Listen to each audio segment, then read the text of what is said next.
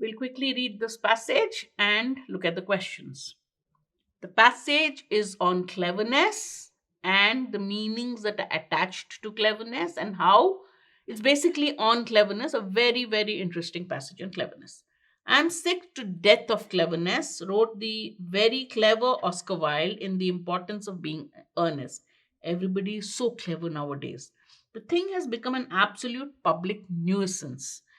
This is what Oscar Wilde said. The philosopher Wittgenstein was tormented by the thought that he was merely clever, and he criticized himself and others for valuing cleverness over genuine wisdom. Just calling somebody clever was not enough. Wittgenstein said people gave more importance to cleverness than genuine wisdom. Kierkegaard, who placed a genuinely religious life before a merely aesthetic one, wrote that the law for the religious is to act in opposition to cleverness. So he focused on the religious life over the aesthetic or beautiful life, and he said that the religion demands that you act in opposite of cleverness. All right, these are all the various views on cleverness. Is there really something wrong on being clever? Even if it can get on our nerves sometimes, its associations remains overwhelmingly positive. We normally associate clever is a word with a positive connotation, right? So he says we normally associate it with something overwhelmingly positive. Cleverness is seen as a source of not just amusement but insight. It's not just a source of amusement, but because you're clever, make clever remarks, all that. So it's not just a source of amusement, but also insight. Insight means the ability to look deep into a matter. Insight, why, wisdom. Nonetheless, many will identify with Wilde's complaint that cleverness that proliferates in public life today is a nuisance. He says cleverness is associated with a lot of positive things, but many people would agree with Oscar Wilde that the cleverness that we see now is more of a nuisance. It's bothersome. Our popular media are drenched in contrived knowingness and irony. So, on popular media, you see a lot of these so called clever statements. So, the author says contrived knowingness. They don't really know the substance, but they pretend as if they know. And irony. Cleverness has become something like a currency online where hordes of commenters and commentators compete for likes and subscribers with world weary analysis and smug jokes. What should we make of this apparent degradation? So, on social media, what has happened? People pretend to be knowledgeable. So, there is contrived knowingness. Cleverness has become something like a currency online. So, you comment to show your cleverness, you have commentaries to show your cleverness, you look for more likes, you look for more subscribers with your analysis and with your smug jokes. So basically the author says social media has degraded cleverness, and what will you make of this apparent degradation? There seems to be a degradation of the so-called cleverness, and what should we make out of this apparent degradation? Let me start by trying to define cleverness a little more narrowly. So he says, instead of going just quoting, let me just define cleverness. We tend to use cleverness in two related ways. The first is to mean brilliant, sharp, and insightful, a way that others might miss. So when you a clever solution is not just effective but demonstrate imagination and a kind of a command of a situation. So you say that is a clever move. That means it's brilliant and you know the situation. You've handled it. I've got this. It arises out of and reveals a different, more imaginative way of understanding a problem.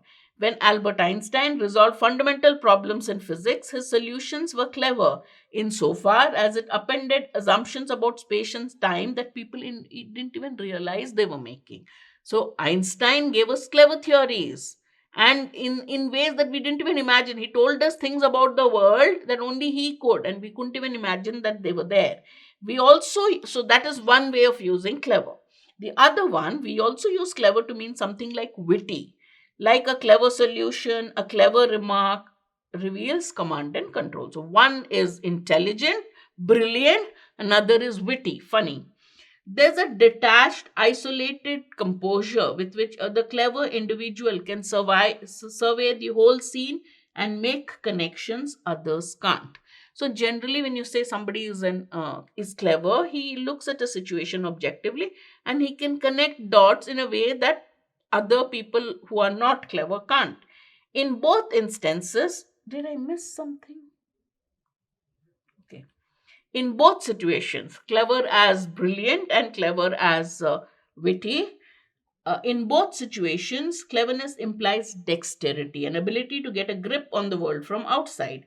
Indeed, the word derives from an East Anglican word clever, which means expert at seizing, capturing.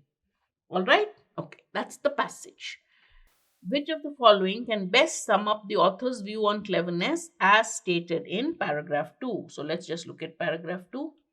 This is paragraph 1. This is paragraph 2.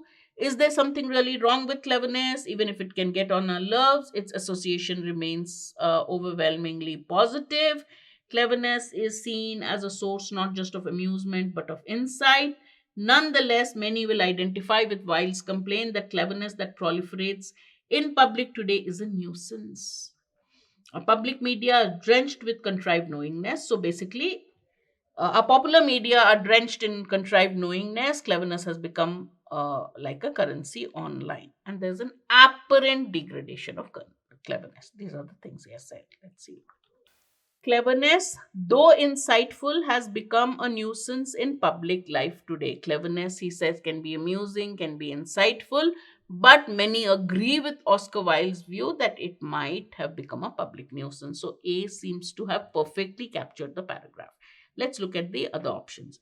Even though cleverness is positive, it stands degraded in popular life today. Apparent degradation in public life, not popular life. Apparent degradation in public life is what the author said. So this twists the words.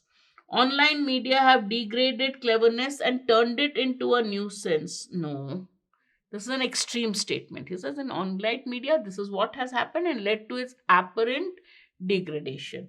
All right, so this is an extreme statement. Cleverness today has degraded to forced knowingness and irony, especially because of social media. No, not forced knowingness. Contrived knowingness here means uh, people today want to show off their cleverness through contrived knowingness and irony.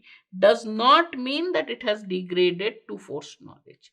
This, they try to show off their cleverness. So D has also distorted the author's sentence.